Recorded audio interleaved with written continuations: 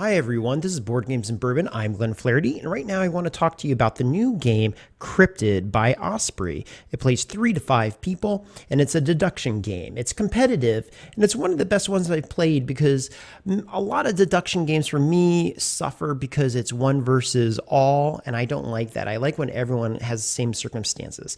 This is sort of everyone versus the board, but really you're trying to outwit and outguess each other.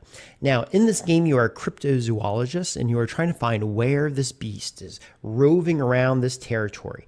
And it has water and forest and desert and mountains and bear areas and cougar areas and stuff like that. You also have markers like abandoned cabins that are triangles, or the rectangles and tents and things like this scattered throughout. They're really just markers for more variation. Now, what's going to happen is the game is very, very simple. I want to tell you how to set it up, how to play it, and my thoughts, because I haven't seen a video actually tackle all that. Okay, so the first thing is when you get a game, you're going to get a color. There's red, there's purple, there's blue, so on and so forth. And you're just going to get round things and cubes, okay? In the game, round thing means the beast could be there. Square means it's not there. And how do you set up the game? Well, what you're going to do is you're going to grab one of two cards. You're either going to grab a card with white borders on it, which means you're playing an easy game, or you're going to get a card over here with black borders. That means it is a hard game. Now, on the one side of it, it tells you how to lay out the map. There are 6 tiles in this game, and it says put number 4 here, put number 2 here, put number 1 here. It also tells the orientation, and then it tells you put the white tent there, put the green tent there, and you just lay out all the obstacles along the way. Okay, those are going to tell you where all the markers are, and it'll coordinate with the clues you get. Now, on the other side, depending on if you're a 3-player, 4-player, or 5-player, it's going to say person who's playing red, grab a red book of clues, and your piece of information for the game is number 73.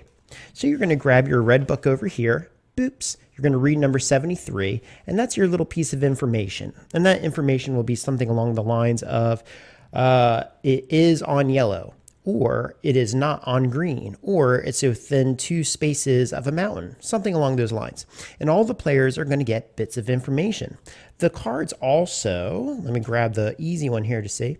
If you really get stuck in the game, see this question mark? There's a clue section. And in a 3-player game, it says read clue 25. In a 4-player game, read clue 74. And in a 5-player game, read clue 15. Okay, so you get a little bit of help. But everyone's going to have their own little clues to help them.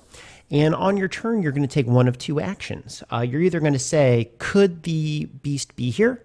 Or I think it's here, essentially, okay? So if you want to say, could the beast be here? You take a pawn and you put it down. And you say, could Mary Jo Johnson, could the beast be here? And Mary Jo will say, either it could be here, according to my information. Great. Or she will say, she'll take a cube, put it here, and say, no, it is not, according to my information. And should she say it is not there, you must also put down another cube, eliminating another piece of information from the board. So if 1 cube goes down, 2 cubes have to go down. Okay, that's when you ask a question. The other thing you can do is you can declare, and you could say, I think it is here. And what will happen is now everyone clockwise must answer, yes, I agree. Yes, I agree.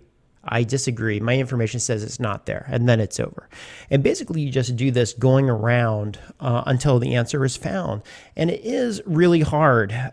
We've been playing it here at the House of Bourbon, and we have failed miserably every single time we played. Now, and that's really all there is to it. That's both the setup and the how to play. Now, what are the thoughts about the game? The game is actually very cool, but the game is as fun or as frustrating as the quality of the players. The production of the game itself is high-end. Osprey does amazing stuff, man. They do high-end work. Like I always say, I always thought dealing with Osprey games was like dealing with some cool British car with nice details. It might break down, but it has lovely interior and design elements. But no, the games are always made with high-end components, and they always look great. The board is sturdy. It has a nice saturated matte look to all the surfaces. that almost remind me of watercolor tablets. After you wet them and they dried again, there's this matted but intense color to them. It's very easy to see. There's also, I don't know if you can see this in the mountain ranges and in the forests, there is a shadow and there's a 3D effect that kind of brings the board to life for you. The instructions are very clear. These are very easy to use, and everything about it seems to just come together very nicely. Now, when I said the game is as frustrating or as simple as the players who play it, that's really the crux of this. If you are really smart people, you're going to have a very rewarding victory here in front of you. If you are not bright people, you are going to be so frustrated because you will never win this thing. Okay, so you really have to be the type of person who will enjoy this kind of experience.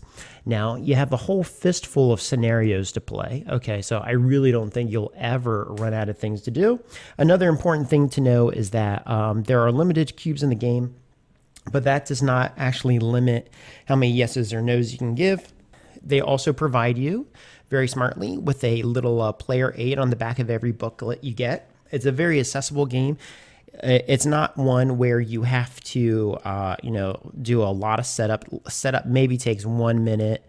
Understanding the game with 2 rules does not take any explanation to get people rolling, and you could really bust it out anywhere.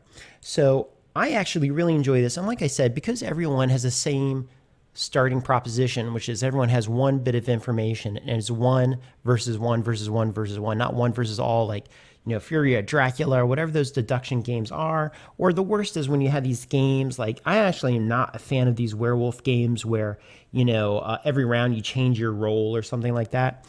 You are deducing, you are finding out where it is. I really, really love this one. Okay, so that is Cryptid. If you're in the market for that, this might be one of your winners, okay? Thanks, everyone. I'll talk to you soon.